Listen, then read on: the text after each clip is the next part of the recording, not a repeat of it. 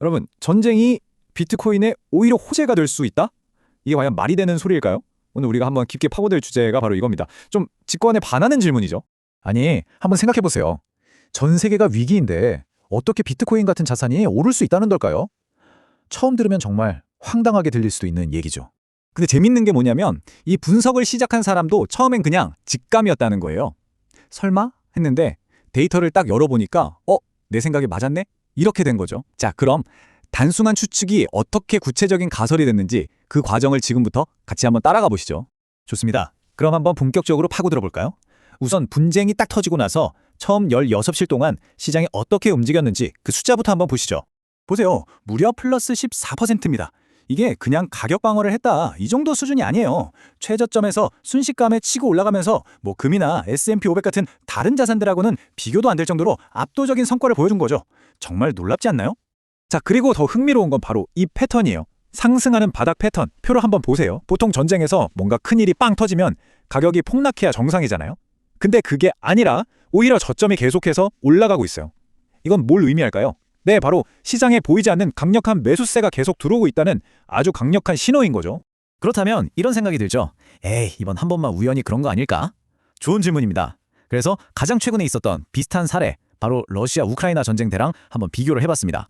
자, 근데 차트를 바로 보기 전에 이거 하나만 짚고 넘어갈게요. 정교화 지수라는 건데요. 뭐 복잡한 건 아니고요. 시작하는 가격이 서로 다르니까 공평하게 비교하려고 둘 다 시작점을 100으로 맞춰놓고 보는 거라고 생각하시면 돼요. 그래야 가격의 방향성이나 힘을 제대로 비교할 수 있겠죠?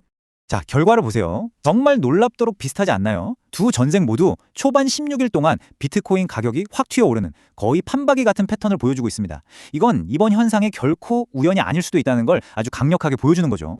하지만 말이죠, 이야기가 여기서 끝나면 너무 좋겠죠? 역사는 우리에게 아주 뼈아픈 경고를 하나 던져줍니다. 2022년에도 이렇게 초반에 확 올랐다가 그 뒤에 어떻게 됐죠? 맞습니다. 연준이 금리를 올리기 시작하니까 그냥 폭락해버렸어요. 결국 이런 지정학적 이슈보다 더 큰 거시경제의 흐름이 얼마나 무서운지를 똑똑히 보여준 사례입니다. 좋아요. 그럼에도 불구하고 이런 패턴이 나타나는 이유가 있을 거 아니에요. 대체 왜 전쟁이라는 상황이 비트코인의 호재로 작용할 수 있는 건지, 그 구조적인 이유 5가지를 지금부터 하나씩 뜯어보겠습니다. 네, 바로 이 5가지가 이 가설을 떠받치는 기둥들입니다. 첫째, 내 돈을 지키려는 자본 도피처 수요. 둘째, 언제든 현금화할 수 있는 24/7 유동성. 그리고 이제부터는 스케일이 커지죠. 셋째, 탈달러화 흐름. 넷째, 전쟁 자금을 대기 위한 인플레이션. 마지막으로 5째, 국가 간의 전략자산 경쟁. 이 요인들이 어떻게 얽혀 있는지 한번 보시죠.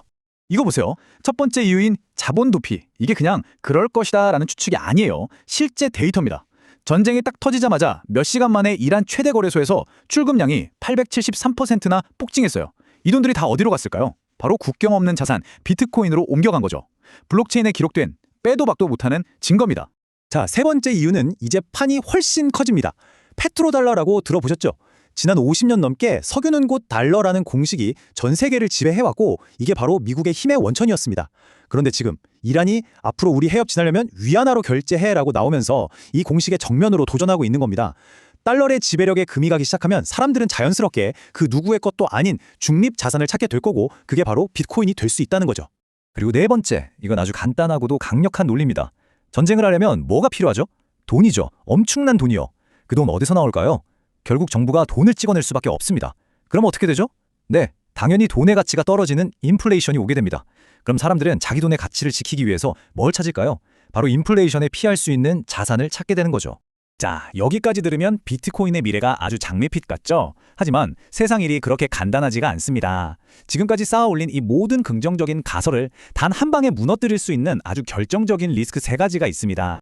바로 이 3가지입니다. 첫째, 유가가 너무 올라서 인플레이션이 다시 불붙는 시나리오. 둘째, 위기 상황에서 사람들이 결국 그래도 달러가 최고야 하면서 달러로 몰리는 강달러 현상. 그리고 마지막으로 그냥 이 모든 걸 떠나서 시장 전체가 침체에 빠지는 경우. 이 3가지는 모두 과거에 비트코인 가격을 끌어내렸던 강력한 역풍들입니다. 특히 이 리스크들 중에서 지금 당장 우리가 주목해야 할 숫자가 딱 하나 있습니다. 바로 100달러.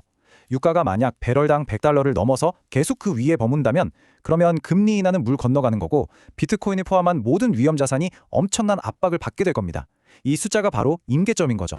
자, 그럼 정리해 봅시다. 한쪽에서는 전쟁이 비트코인에 호재라는 여러 근거들이 있고 다른 한쪽에서는 이 모든 걸 뒤집을 수 있는 리스크들이 있습니다. 그럼 이 복잡한 상황 속에서 우리는 대체 뭘 봐야 할까요? 핵심 변수는 뭘까요? 결국 이 모든 상황은 딱 두 가지 거대한 힘의 싸움으로 요약할 수 있습니다. 바로 이겁니다. 전쟁 자금 때문에 돈을 푸는 힘, 대 유가가 너무 높아서 돈을 조이는 힘. 이 두 힘이 지금 팽팽하게 줄다리기를 하고 있는 거예요. 앞으로 비트코인의 방향은 이 둘 중에 어떤 힘이 먼저 시장을 장악하느냐에 달려있다고 볼 수 있습니다. 결국 원문의 저자도 이렇게 마무리를 합니다. 물론 지금의 이 상승이 개인 투자자들을 꿰어내는 함정, 즉 불트랩일 수도 있다. 하지만 한 가지는 확실하다. 영원히 떨어지기만 하는 자산은 없다. 암호화폐 시장은 죽은 게 아니라 그저 잠시 숨을 고르고 있을 뿐이다. 어떻게 보면 지금의 이 혼란스러운 상황 속에서도 장기적인 관점을 잃지 말라는 메시지 같네요.